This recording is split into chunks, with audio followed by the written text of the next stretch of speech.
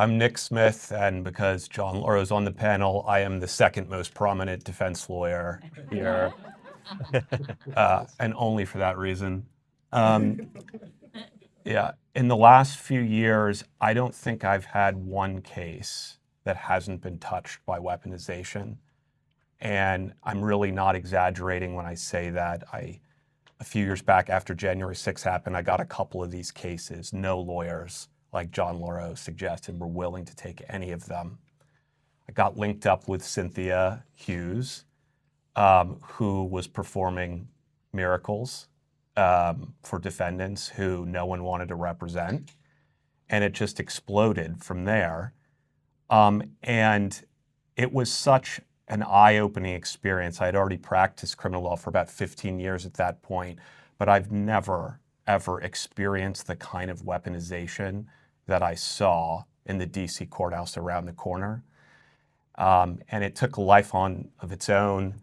There was one of the major crimes that the Biden DOJ was using against these defendants who were protesting without committing any violent acts was obstruction of an official proceeding. It's you don't need to be a lawyer to know that obstruction of justice involves tampering with evidence, tampering with witnesses. And the Biden DOJ got the brilliant idea that why don't we just take out the evidence part? Why don't we take out the witness part and just use this statute to prosecute, bring felony charges against people who walked around or outside the building? And we fought it in front of every single district judge in DC, and we lost. This was a common sense argument. It wasn't even close. It was not even a close argument. We lost over and over and over again. Hundreds of people had been charged with this offense. People like Tim Cusinelli, who did nothing inside the Capitol building, was prosecuted for a felony and then went to prison for 48 months, I guess. So ultimately, we get it up to the DC circuit. One judge sides with us after losing this many times, and this is after dozens of people have been sent to prison for this offense. We get one judge with us, and then the Supreme Court comes in and throws it all out. So that's my personal experience with weaponization. But, you know, the focus during the Biden administration, the reason that weaponization became prominent in the public consciousness was the misuse of Biden, by the Biden administration's abuse of vague statutes. But now it's a hot topic for kind of an ironic reason, the opposite, because the media criticism is, well, aren't you just doing the same thing? Isn't this when you prosecute your political enemies, two wrongs don't make a right, right? So what's your point? Is your point that weaponization is a good thing or it's a bad thing? So they say, right? Or are you making the point that we can fix the problem by doing it yourself? And the critique is wrong for a reason that John Lauro just suggested, which is weaponization is when prosecutors take a vague statute, and there are too many of them. And what they do is they manipulate the vague words in the statute to prosecute conduct that has a political element, that involves speech, that involves expressive conduct like protest outside the Capitol. And they do it in a way where you can never be sure that the prosecutor is prosecuting something that was classically a crime or prosecuting something because he hates the politics of the defendant. You can never know because the statute is vague.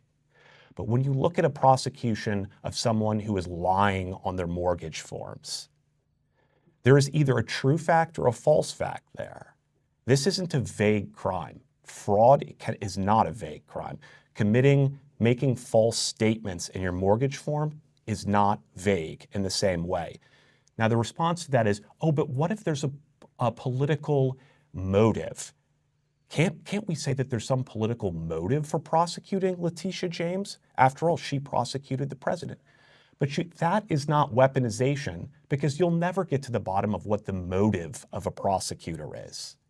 There could always be some improper motive in prosecuting something. It could be race, it could be religion, but we don't have crystal balls.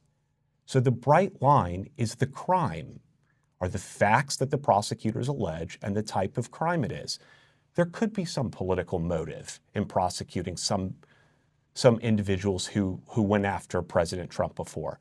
But you'll never know that. And that doesn't mean it's not a righteous prosecution. You look at the facts and you look at the law. So what John Lauro said was, lawfare is taking vague statutes, conspiracy against the United States. That's what President Trump was accused of. Conspiracy to engage in forced labor conspiracy, sharing memes. These are all incredibly vague crimes that you can't defend yourself against. If you didn't make a full statement on your mortgage form, you can show it. How do you show you didn't commit conspiracy against the United States in a political context? So I think that is the response that we need to have when the criticism comes in that this is just lawfare redux. This is just the same thing in the opposite direction. It's not. It really isn't. If someone lied in their testimony in front of Congress, it's true or false if you lied. No one has ever said that that is a vague crime. So I think that attack is unwarranted, and I don't think there's any reverse lawfare going on right now.